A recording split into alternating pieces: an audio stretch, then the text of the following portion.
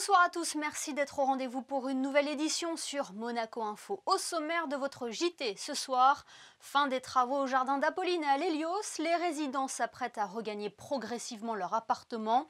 Bilan et perspective avec notre invité Albert Croesi, conseiller interministériel auprès du ministre d'État en charge du cadre de vie et des relations avec les usagers. Les tests alternatifs arrivent en principauté. Une étude est actuellement menée à Monaco pour les intégrer dans la campagne de dépistage. Dans ce journal également, ils sont en première ligne face à l'épidémie depuis près d'un an. Focus sur la mobilisation et l'engagement de la force publique. Et puis nous vous parlerons de cette nouvelle exposition à découvrir à la salle du quai Antoine Ier, dont le thème est la force du détail. Mais avant cela, je vous en parlais en titre, notre invité ce soir est le conseiller interministériel auprès du ministre d'État en charge du cadre de vie et des relations avec les usagers. Bonsoir Albert Croesi. Bonsoir Émilie. Ce sont deux chantiers qui ont fait beaucoup parler d'eux, ceux des jardins d'Apolline et de l'Hélios. 2 ans et demi après le début des travaux, les résidents de ces bâtiments vont enfin pouvoir regagner leur domicile. Est-ce que c'est un soulagement pour vous, Albert ? C'est surtout une satisfaction plus qu'un soulagement parce que les délais ont été tenus. Le chantier a duré 36 mois tel que prévu au départ. Les travaux ont été faits au-delà des espérances de chacun et les résidents aujourd'hui qui sont déjà rentrés me font part de leur grande satisfaction. Donc pour moi, c'est une très très belle satisfaction in fine. Des délais respectés et ce malgré la situation actuelle. Qu'est-ce qui a fait que tout s'est bien emboîté ? Mais il y a eu une grosse implication de beaucoup d'entreprises de Monaco qui ont pris vraiment conscience que la situation à Apolline était un drame. Je parle des déménageurs, je parle des agents immobiliers, des petites entreprises qui ont aidé à déposer le petit mobilier, à raccrocher les miroirs, les salles de bain. Enfin, il y a des tas de petites mains qui ont dû œuvrer pour ce dossier, plus une entreprise énorme qui a mis des moyens considérables à disposition pour que les délais soient tenus et que le chantier arrive à son terme dans les temps impartis. Alors débutons par les jardins d'Apolline pour faire le point si vous le voulez bien. Albert Croesi, quels ont été les travaux qui ont été réalisés ? Mais pour Apolline, c'est l'intégralité du second œuvre qui a été repris. Les murs, la structure, le gros œuvre a été ramené à nu et tout l'intérieur a été intégralement refait, que ce soit les sols, les climatisations, la plomberie, les menuiseries. L'intégralité des appartements a été reconstruite dans les 250 appartements d'origine. Et en plus, nous avons eu une opportunité de surélever l'immeuble. On se retrouve in fine avec 45 appartements supplémentaires flambant neufs. Ce qui n'est pas négligeable pour le plan national du logement. Ah ben non, ça va apporter encore un peu plus d'air, ça va faire du bien et je pense que les Monégasques en sont ravis. Et à l'Hélios, la nature des travaux n'était pas la même, hein ? C'est-à-dire la nature des travaux était sensiblement la même, c'est le procédé de travail qui n'a pas été le même. À Apolline, on a tout détruit pour tout refaire. À Hélios, ça a été, comment dire, pas rafistolé, loin de là, mais on a laissé les structures du second œuvre en place et on a été refaire les endroits où il y avait des soucis, où il y avait des étanchéités mal faites, où il y avait peut-être des murs moisis, on a coupé des morceaux, alors qu'à Apolline, on a absolument tout refait. Le résultat à la fin est sensiblement le même, c'est juste le procédé de travail qui n'a pas été identique. Et maintenant, comment va se faire le retour des résidents ? Quel est le calendrier ? Alors pour Hélios, le dernier résident va rentrer le 9 avril, pour être précis, ce sera le dernier retour du bloc C. Et pour le jardin d'Apolline, le dernier retour aura lieu le 6 août. Voilà, c'est une date qui est arrêtée, ce sera le dernier jour des retours des résidents d'Apolline. Justement, Albert Croesi, quelle est la philosophie qui a guidé vos actions ? Quelles ont été vos priorités quand vous avez pris ces deux dossiers en main ? La priorité, c'était de prendre soin des personnes, les entendre, considérer ce qu'ils disaient, ne pas négliger leurs remarques.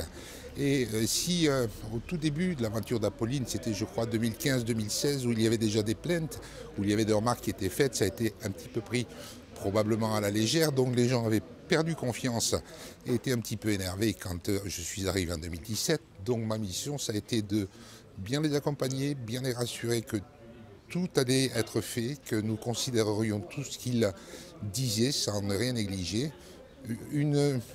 Un accompagnement permanent a permis de tenir tout le monde un petit peu serein, dans la sérénité. Et aujourd'hui, le résultat est là. Donc on a pu, grâce aux efforts du gouvernement, qui n'a lésiné sur aucun moyen, refaire tout ce qu'il y avait à faire et ne pas mentir aux gens. Et ça, pour moi, c'était très important. On peut le dire, c'est un pari réussi dans une opération qui s'annonçait très compliquée. Quels sont les enseignements que l'on peut tirer de ces deux dossiers? Les enseignements, c'est qu'avec de l'implication, nous arrivons à tout. Monaco est le pays du tout est possible. Et là, on a prouvé que même reloger 250 foyers, c'était réalisable. Ça a nécessité bien évidemment beaucoup de travail, beaucoup de temps. Mais je pense que ça, humainement, ça a été quand même aussi un plaisir de pouvoir venir en aide à toutes ces personnes. Et l'enseignement qu'on peut en tirer, c'est ce qu'on va voir aujourd'hui, c'est le plan national pour le logement des Monégasques. Nous allons, non plus dans l'urgence, mais par exemple pour le Bel Air, reloger 80 foyers pour à l'issue pouvoir retirer 220 appartements dans le nouvel immeuble du Bel Air. Donc voilà, s'il fallait démontrer qu'on peut reloger des gens provisoirement, c'était la bonne occasion pour le faire. Et je pense qu'on peut dire effectivement mission accomplie. Vous parlez de l'humain, c'est un rôle que vous avez pris très à cœur. On vous a senti très proche des résidents. Vous donniez d'ailleurs volontiers votre numéro de portable pour être joignable à tout moment. Ah oui, oui, mais mon numéro de portable est connu de tous. Je crois qu'il est affiché un petit peu partout et il est même passé, il a été diffusé dans les journaux. Je pense que c'est qu'à ce prix-là que nous y arrivons. C'est une mission de service public. Donc je crois qu'il faut se rendre disponible dans ces situations-là. Les gens travaillent malgré tout, donc il fallait être disponible les week-ends, le soir, quand les résidents, quand les usagers étaient eux-mêmes disponibles pour pouvoir me rencontrer. Mais on prend plaisir quand même à aider les gens. Je pense que peut-être il faut aimer les gens, c'est le cas, moi j'aime les gens. Et dès qu'on peut rendre service, c'est vrai qu'on en tire de grandes satisfactions. Leur satisfaction me paie de tous les efforts aujourd'hui. Et maintenant, d'autres dossiers vous attendent comme celui du Bel Air? Oui, très certainement. Le Bel Air a bien commencé. Nous avons vidé, je crois, 60% de l'immeuble. Ce sera terminé, l'évacuation, les déménagements seront terminés au mois de juin. Le chantier pourra commencer dès le mois de juillet. Je pense qu'en tout début de 2025, le futur Bel Air sera terminé. Mais dans l'intervalle, nous avons aussi eu à s'occuper de la rue Platite, de l'avenue Régnier 3 pour le Grand Ida. C'est une opération qui est en cours, on en entend parler, mais là aussi, il y a beaucoup de logements qui vont être construits pour le plan national. Je m'en occupe, ça fait aussi partie de mes missions. Et tout ça est très intéressant. Disons que d'ici 3-4 ans, 2023, 24, 25 seront des années où on va voir arriver des appartements pour les Monégasques et ça va apporter beaucoup d'air. Je pense que ça sera pour la plus grande satisfaction des Monégasques. Et pour leur qualité de vie. Merci beaucoup, Albert Croesi, d'avoir été avec nous ce soir. Merci beaucoup, Émilie. Merci. On rejoint à présent Frédéric Elion pour le reste de l'actualité. Bonsoir Frédéric. Un point pour commencer sur la mise en service d'un nouveau passeport monégasque. À compter du 1er mars, Émilie, un nouveau système de production des passeports monégasques sera mis en service par le secrétariat général du gouvernement. Le visuel a été modernisé et la sécurité renforcée.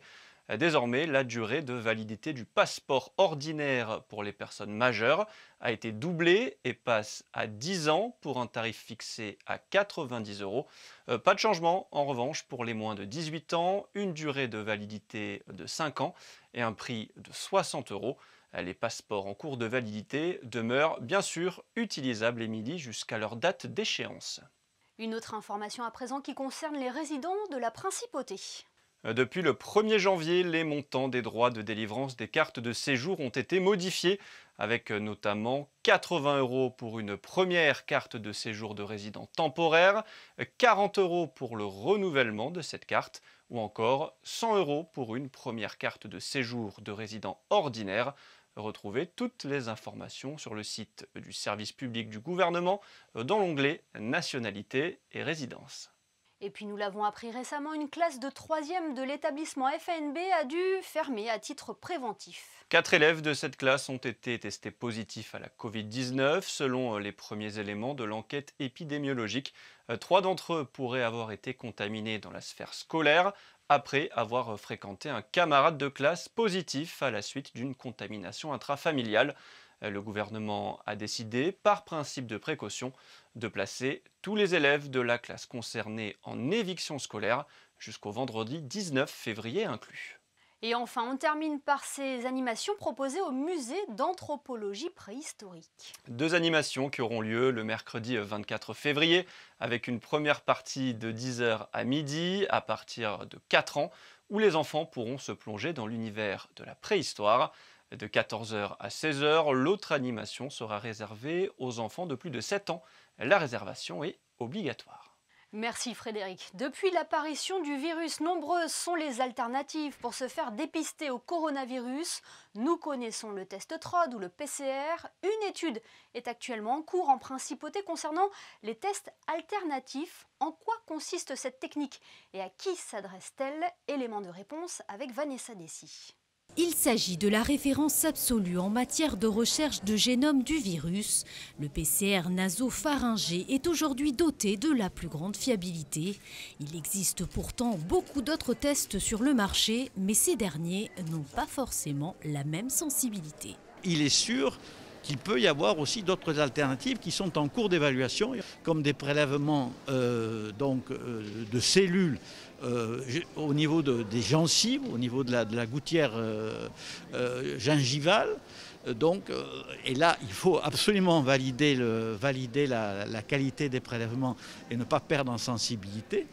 Et il y a aussi maintenant la possibilité d'envisager des tests salivaires. Ça veut dire qu'il faut cracher et il n'y a plus aucun prélèvement, il n'y a plus aucun prélèvement actif. C'est quelque chose qui est passif. Ça pose d'autres types de problèmes qui sont des problèmes de traitement de cette salive pour les utiliser après lors des examens PCR. En partant du constat que les tests de la Covid-19 par prélèvement nasopharyngé sont assez invasifs aujourd'hui, une étude est menée en principauté afin d'évaluer d'autres sites de prélèvement. Le centre scientifique et la direction de l'action sanitaire travaillent de concert. Le nom de l'étude s'appelle Cordage et cela permet de comparer différentes techniques buccales à la méthode de référence qui est donc la PCR nasopharyngée. C'est une étude qui a commencé il y a quelques jours de cela et pour l'instant nous incluons tout participant majeur qui se présente avec des symptômes ou alors qui a été en contact avec un cas confirmé. C'est une étude qui est une première mondiale puisque nous avons une taille d'échantillon de 1500 participants, ce qui permettra d'avoir des conclusions extrêmement robustes, contrairement à ce qui a été publié jusqu'alors où les tailles d'échantillons se situent davantage sur une centaine de participants. Et sachez que les premiers résultats de cette étude seront publiés dans environ 2 mois. Et restons au Centre national de dépistage où depuis le 24 novembre dernier, 72 militaires sont mobilisés. Un engagement important et ce, dès le début de la crise. Les membres de la force publique sont quotidiennement présents à l'espace Léo Ferré à Fontvieille où nous vous retrouvons, Christine Datomel. Oui, Émilie, face à la crise sanitaire, ils ont fait corps comme à leur habitude. Les sapeurs-pompiers de Monaco et les carabiniers du Prince participent activement depuis le début de la pandémie à la campagne de dépistage ici à l'espace Léo Ferré. Au total, ce sont 25 carabiniers et 29 sapeurs-pompiers qui ont été formés à l'espace Léo Ferré par des soignants pour pouvoir effectuer des tests sérologiques et antigéniques, mais aussi pour savoir réaliser des prélèvements nasopharyngés, les tests PCR. Au départ, pour qu'ils puissent être sélectionnés, pourquoi effectivement d'abord la force publique, c'est qu'ils sont à la base tous secouristes. Et effectivement, ça a permis, notamment pour le gouvernement princier, de sortir une décision qui permettait d'effectuer certains gestes qui étaient généralement réservés au personnel soignant ou aide-soignant pour pouvoir justement, je dirais, effectuer ces gestes. Donc c'est tous des secouristes et ensuite ce sont tous des volontaires puisqu'il est évident, alors ils ont été testés au départ sur les TROD, ce qu'on appelle les tests rapides. Le test, je dirais, le prélèvement nasopharyngé est beaucoup plus délicat, donc il demande un peu plus de doigté. Et effectivement, c'est que des volontaires. Ils ont tous été dans la globalité de très bons élèves, avec un rappel anatomie, un petit peu pratique sur des mannequins et tout. Et ensuite, réalisation de tests en double avec des testeurs confirmés. Vraiment, c'est formidable parce qu'on acquiert une réaction et on acquiert des relations avec le public complètement différentes. Le pompier n'est plus vécu comme quelqu'un qui vient sur un accident pour une personne traumatisée. Le carabinier n'est plus considéré comme étant, entre guillemets, force publique, un petit peu idée de répression si besoin. Ça a vraiment été une réaction, un dialogue et une appréciation de la population complètement différent.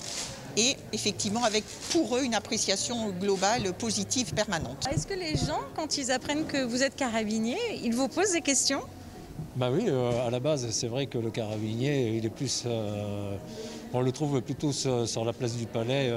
Donc là, ils sont surpris qu'on soit initié à faire les PCR. Et on leur explique, et puis après, finalement, ils sont contents. Pour eux, ça leur change un peu. Alors c'était une volonté, c'était votre choix de venir ici, pourquoi ?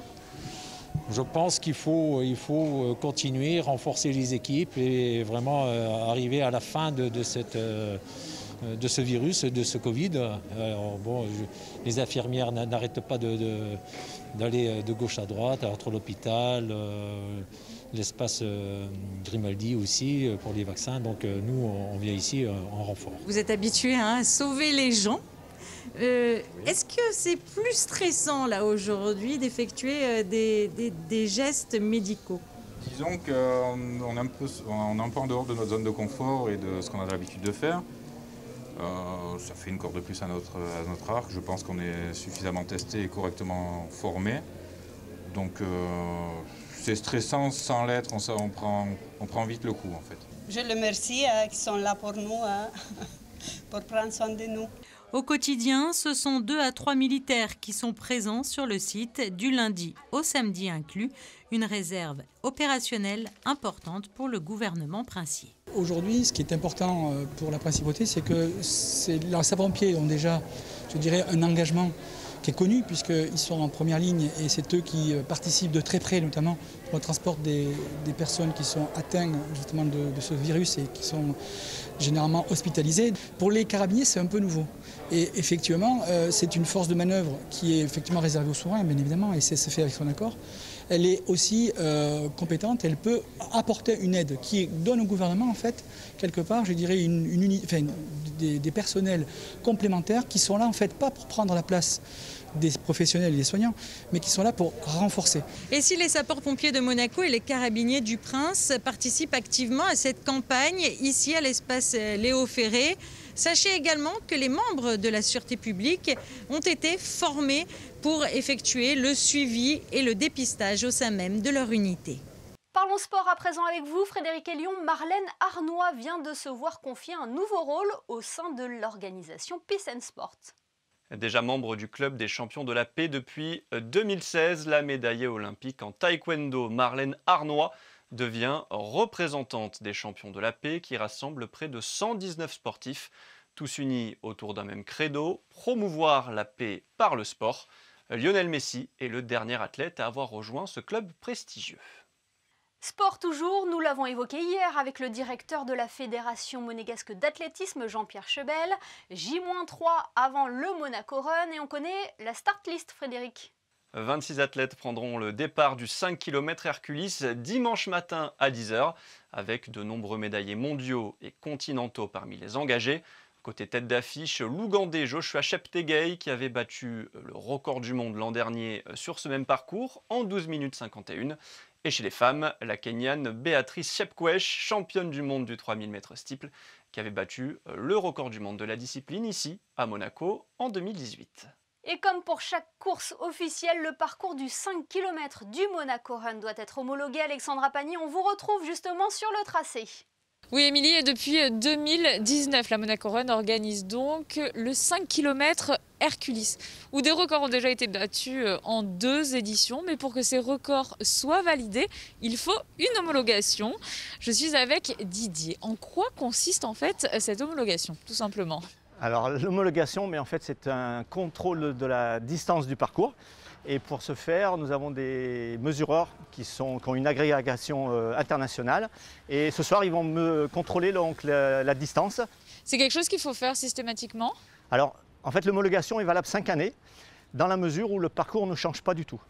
Et nous, sur Monaco, on a quelques travaux sur la chaussée. Donc là, depuis 3 ans, c'est la 3e fois qu'on le fait. Par chance, ça reste un 5 km, donc c'est quand même pas trop contraignant. Un métrage précis et essentiel réalisé par ce que l'on appelle un mesureur. Ils sont très peu au niveau international. Eux sont arrivés aujourd'hui de Rennes et se déplacent dans le monde entier. Jean-Marie, est-ce que vous pouvez nous expliquer ce qu'est un mesureur ? Un mesureur, c'est une personne qui, par définition, mesure les circuits sur route. Les circuits sur route sont homologués pour des distances de 5 km, 10 km, semi-marathon, 21, 100 et marathon. Le but du mesurage, c'est de certifier une distance sur laquelle les coureurs vont se mesurer, se confronter, dirons-nous. Nous faisons les mesures à deux et le but, c'est de comparer les deux mesures qui doivent être inférieures à 1 pour 1000.